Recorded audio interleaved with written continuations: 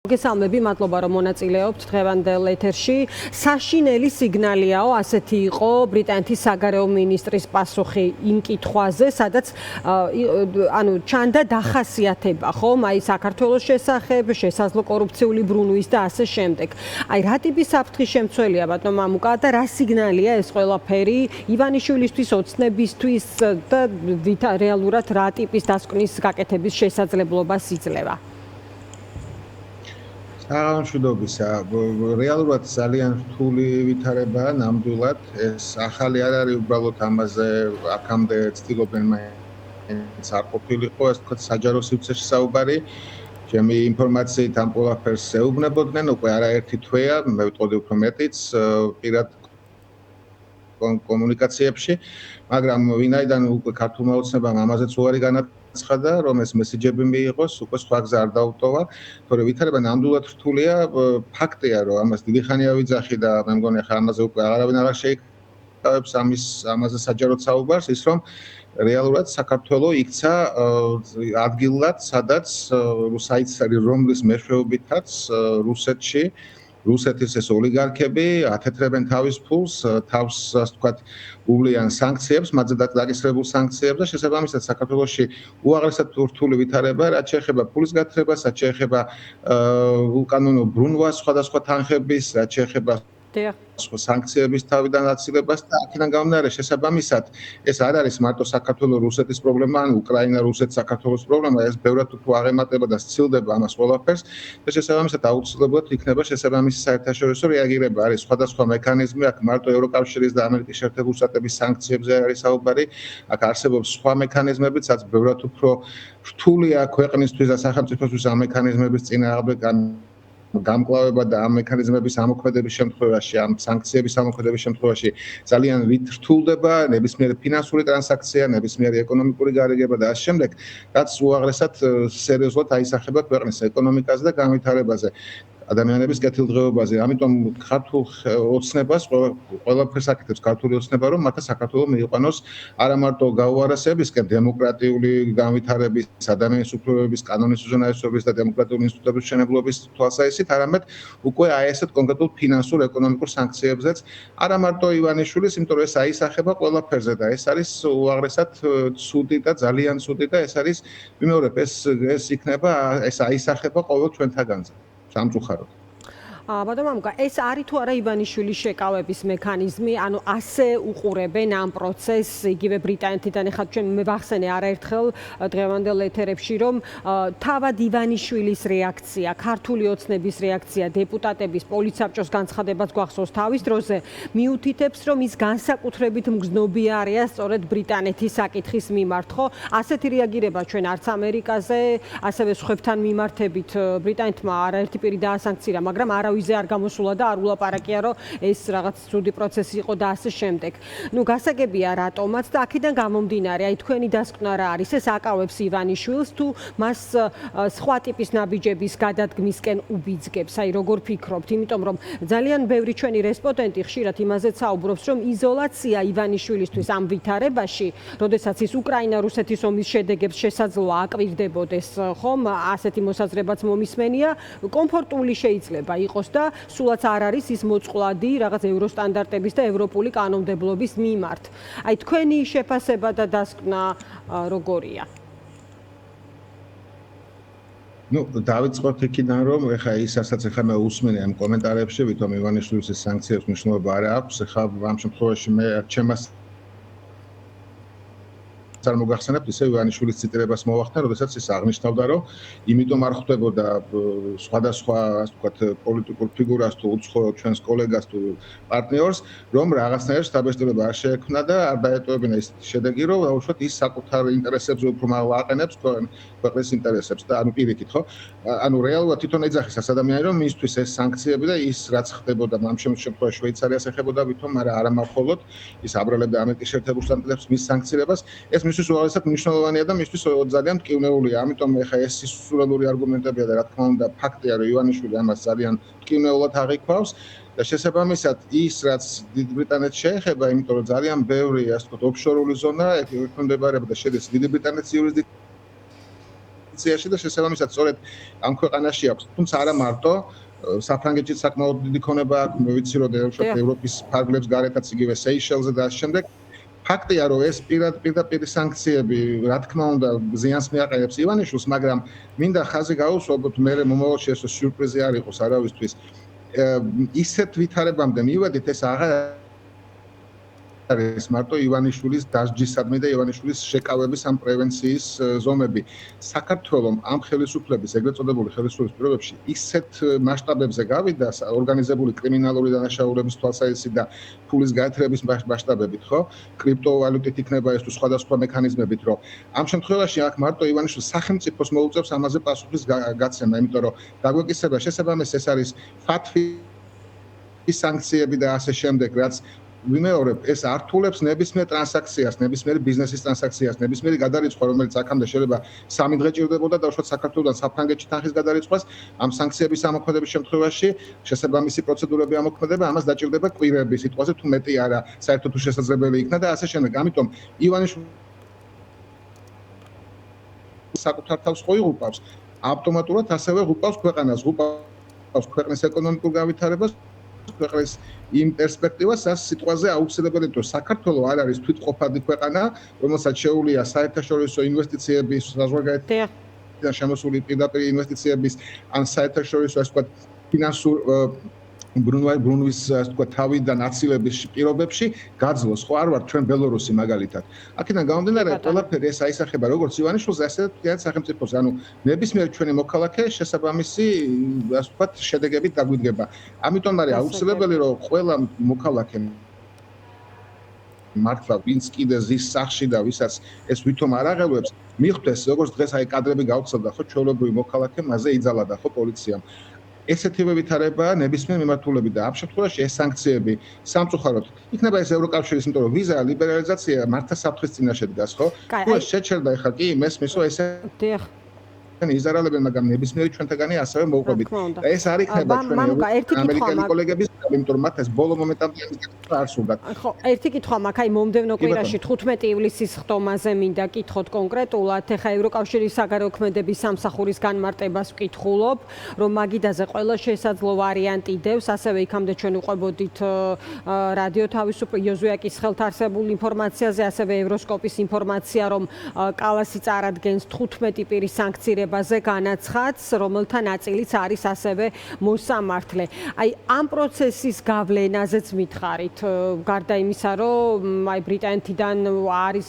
რაღაც გარკვეული პერიოდის განმავლობაში მოლოდინი, საზოგადოების გარკვეულ ნაწილში თქვენ იცით, რომ ესეც შესაძლო ფრუსტრაციას იწვევს, ხო, ბატონო მამუკა, იმიტომ რომ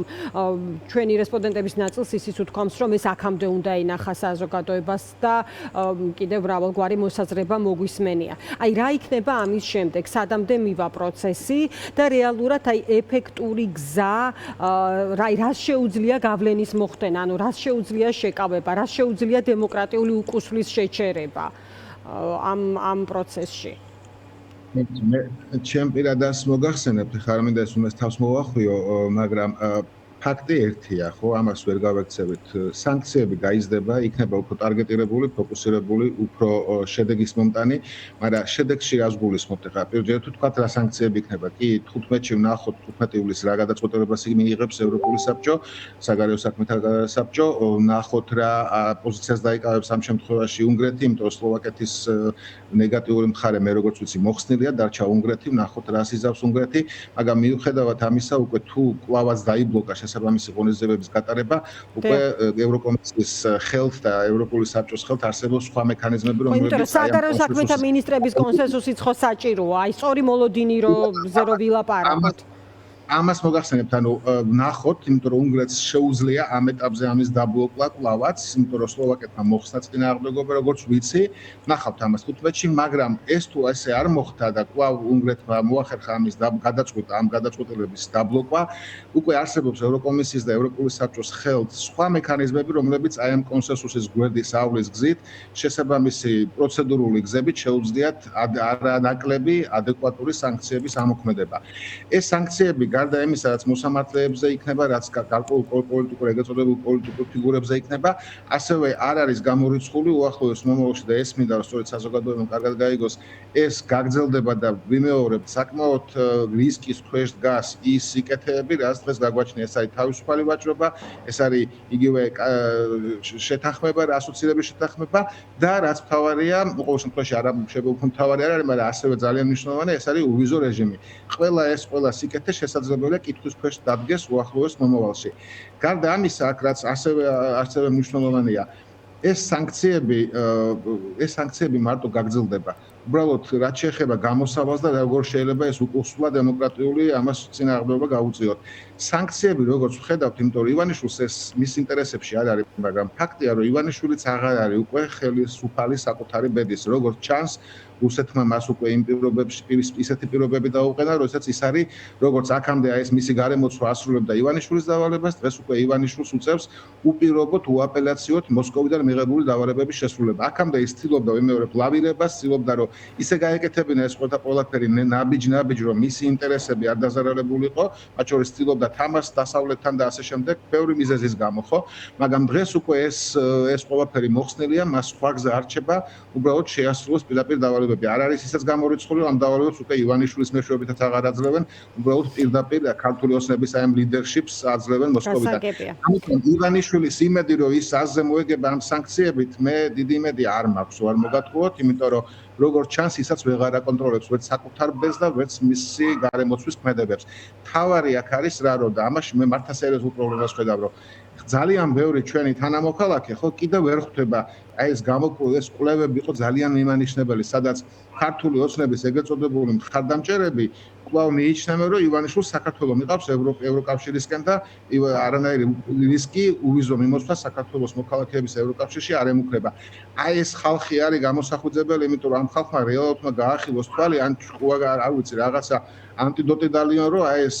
გამორეცხილი ტვინები მართლა რაღაც აზზე მოვიდნენ, იმიტომ რომ ვიმეორებ, ყოველ ჩვენთაგან შეეხება, არა აქ მნიშვნელობა კოცია, ნაცია, შუაშისტია, აპოლიტიკურია, რელიგიურია თუ ათეისტია. ნებისმიერ საქართველოს მოქალაქეს ის რაც ჩვენ წინ გველის ივანიშვილის გამო და აი ამ ბანდის გამო, ხო, ამ ორგანიზებული დანაშაულებრივი ჯგუფის გამო პირდაპირ მინდა. ეს არის ყოველ ჩვენთაგანისთვის საკმაოდ სერიოზული სტატიის მატარებელი. ბატონო, მამუკა, ერთი კითხვა ასევე მოსამართლეების ნაწილზე მინდა კითხოთ. ეხლა ჩვენ მუდმივად საუბრობთ იმ სასამართლო პროცესებზე, რომელიც ინტენსიურად მიმდინარეობს საქალაქო სასამართლოში. ეხლა რატომ გეკითხებით? ამასაც ვიტყვი. და აი განაჩენებისკენ წავიდა უკვე საქმე, რამდენიმე აქციის პროევროპული აქციის მონაწილეს რამდენიმე საქმეზე დამდგარია განაჩენი, ნაწილი წინ არის და მოკლედ ფინალშია ეს ამბავი და ვიცით რა გადაწყვეტილებების მიღებაც ხდება. აი ეხლა ამ ინფორმაციაში, რომელსაც ავრცელებს ევროკავშირის საგარეო ქმედებების სამსახური, ესეთი საკითხი აქცენტირებული არის მოსამართლეების დასანქცირების თემა, ხომ? აი ევროსკოპის რედაქტორის თამარ ნუცუბიძის კითხვაზე განიხილავს თუ არა ევროკავშირი მოსამართლეების დასანქცირებას, საგარეო ქმედების სამსახურის წარმომადგენელმა განმარტა, რომ პოტენციურად ამ სიაში არის სწორედ მოსამართლეების ნაწილი და ვიცით, რომ 15 პირზეა საუბარი ორი მოსამართლე, აქამდე ასე იყო ნათქვამი. აი ამ პროცესს რა მნიშვნელობა აქვს, აი რა გავლენა აქვს, რა ტიპის სიგნალია, როგორ ფიქრობთ, იმ სურათის გათვალისწინებით, რომ აი ახლა დგება სწორედ ეს განაჩენები და რეალურად ხედავთ იმგვარ გადაწყვეტილებებს, რომელიც ძალიან ბევრ კითხვის ნიშანს იწვევს, ხომ?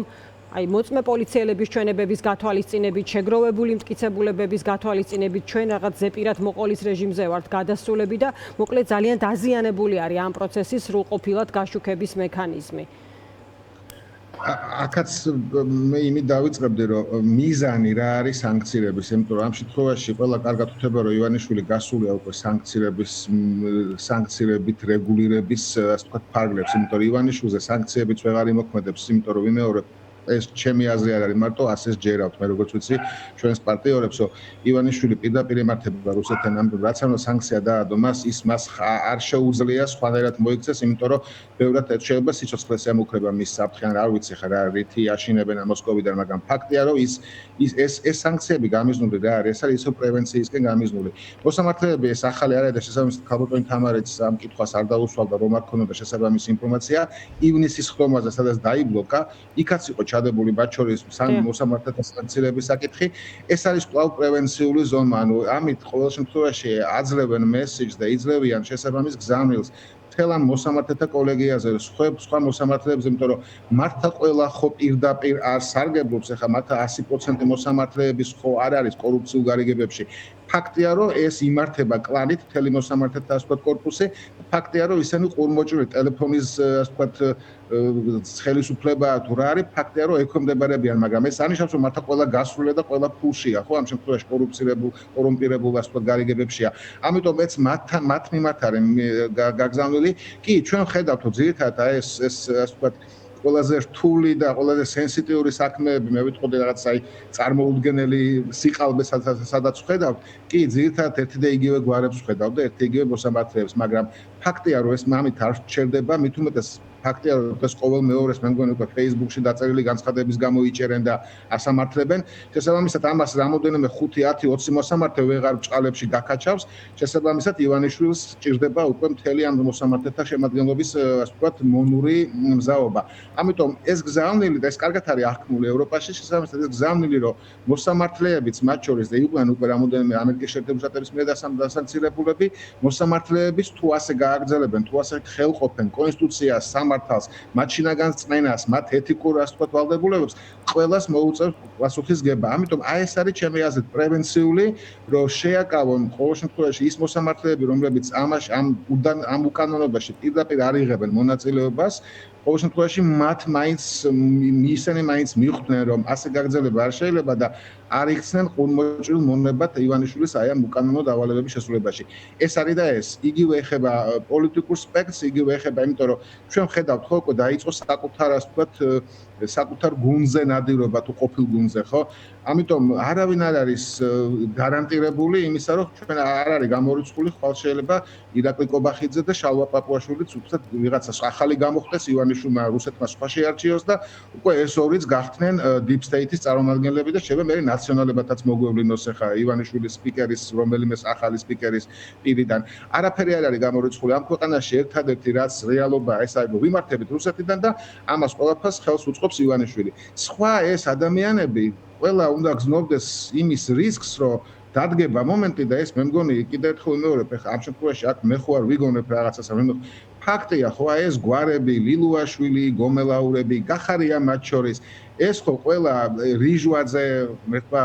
გამოაჯამთელოს და კარგად იყოს იმიტომ რომ მაინც საქართველოს მოქალაქეა და ადამიანია და სპეციალისტს არავინ არ არის მაგრამ ყველა ამ ადამიანმა ჯერ ერთი უნდა ააგოს პასუხი მაგრამ ხო ფაქტია რომ ივანიშვილის პირობებშიც კი მათ დაუწყეს უკვე დევნა მათ თხოვენ პასუხს მას თხოვენ მოპარული ფულის ნაწილის დაბრუნებას იმიტომ რომ ივანიშვილი თურმე